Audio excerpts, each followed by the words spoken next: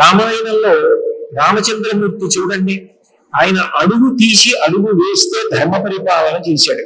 నిజానికి రాముడు పడ్డ కష్టాలు ఎవ్వరూ పడరు. ఆయనే చెప్పుకున్నాడు అరణ్యకాండలో.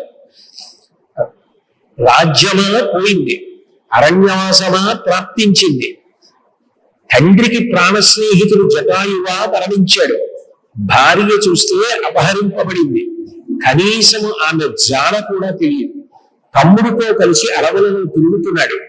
అంత భయంకరమైనటువంటి కష్టానికి లోనయ్యాడు. అయినా కూడా ఆయన విశేషమైనటువంటి విచారమును పొందవలసిన అవసరం రాముడికి కలగలేదు.